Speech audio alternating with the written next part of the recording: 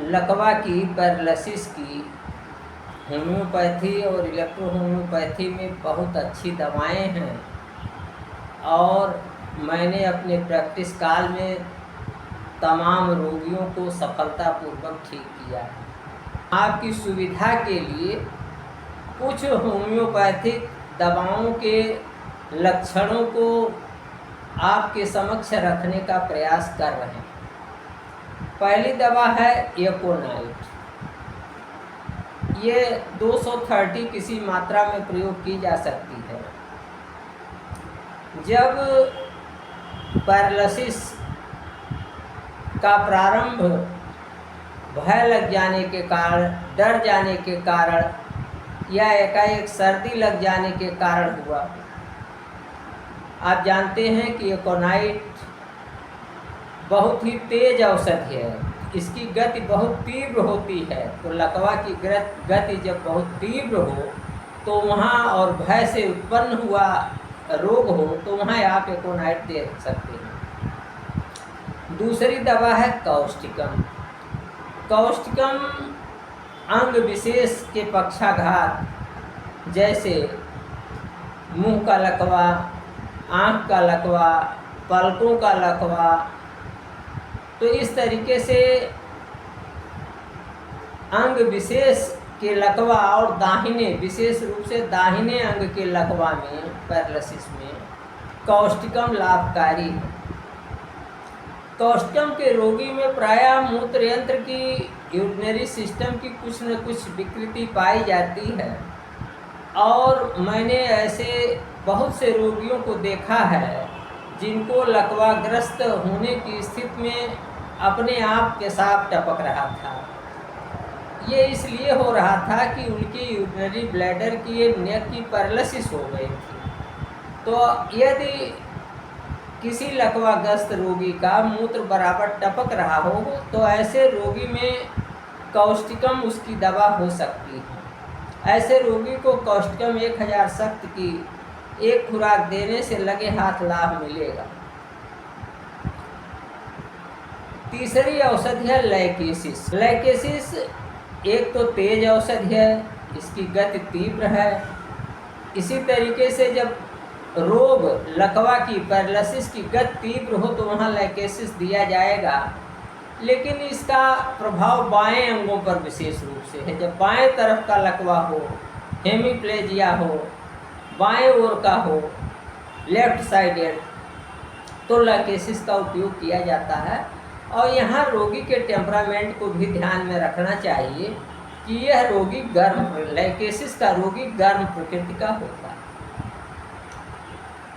एक औषध है आर्निका मॉन्टाना।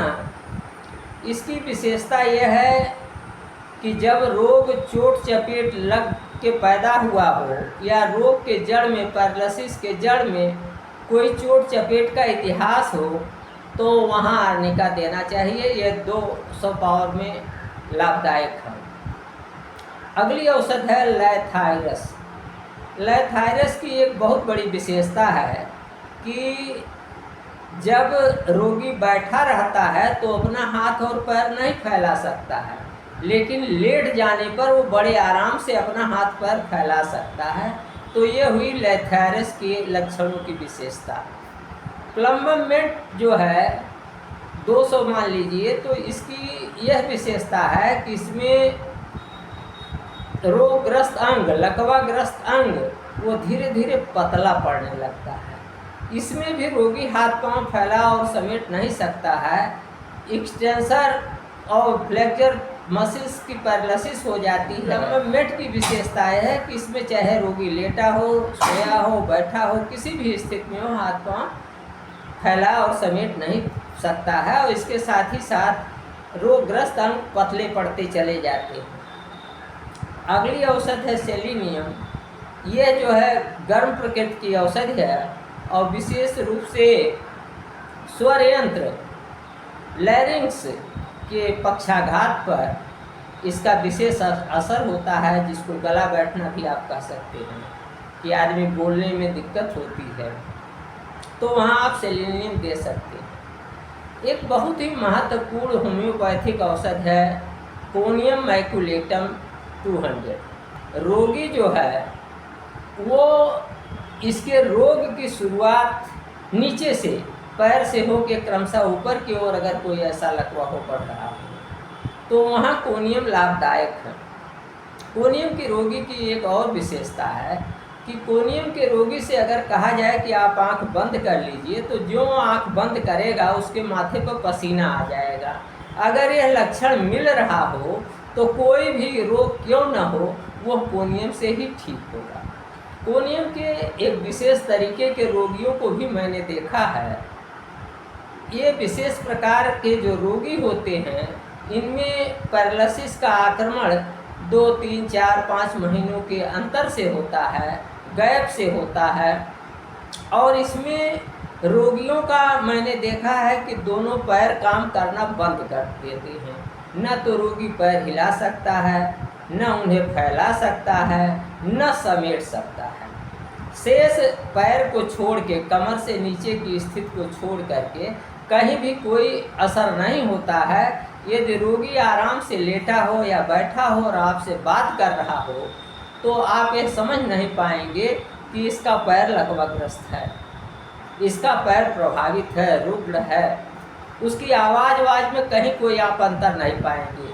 और इसके साथ ही साथ कोनियम की एक और विशेषता है कि इसमें रोगी को किसी प्रकार की दर्द, पीड़ा, परेशानी नहीं होती।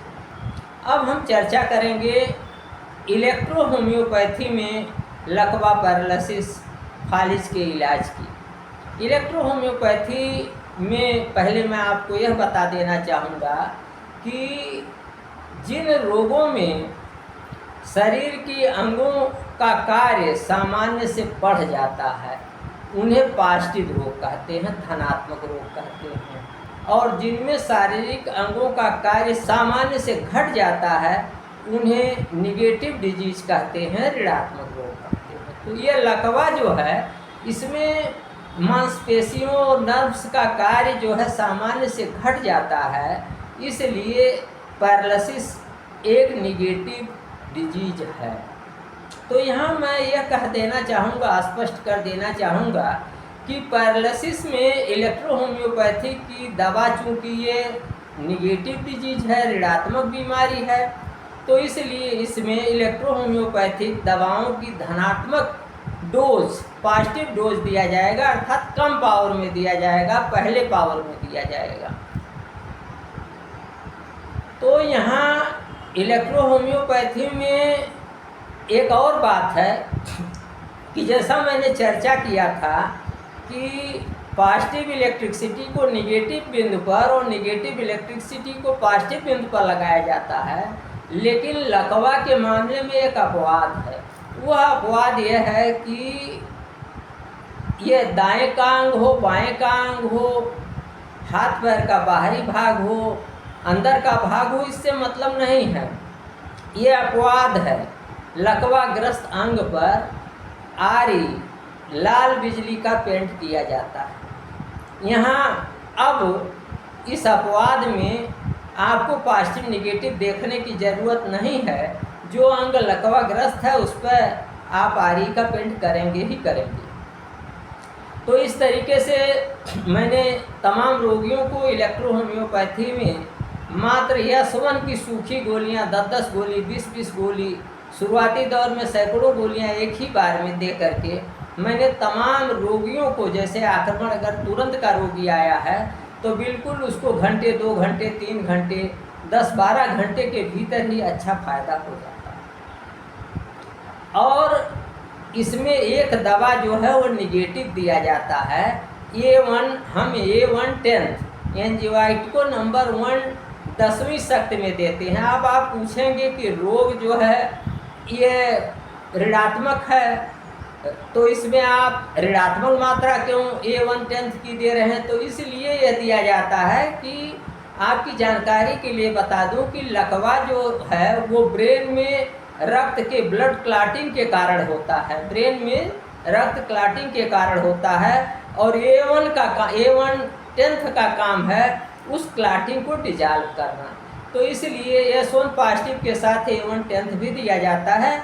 और आरई का पेंट किया जाता है। इसके साथ ही साथ आप थोड़ा सा आपको रखना पड़ेगा, टेम्परामेंट का भी ख्याल रखना पड़ेगा। उस अनुसार इसमें कभी कभी जो है ऑर्गेनिक और स्पेशल रेमेडी जैसे पेटोरेल हुए, इसके साथ ही साथ बेंड्रियो हुए या कैंसरोसो हुए, इनकी भी आवश्यकता पड़ सकती है। फिर भी मैंने पाया है कि इलेक्ट्रो होम्योपैथी में S1, A1 10th और आरई से प्रायः अधिसंख्य रोगियों का इलाज किया जा सकता है। तो मैं समझता हूँ आज की जानकारी आपको अच्छी लगी होगी। अगले दिन हम एक नए विषय के साथ पुनः उपस्थित होंगे। नमस्कार, मैं डॉक्टर प्रेम नारायण।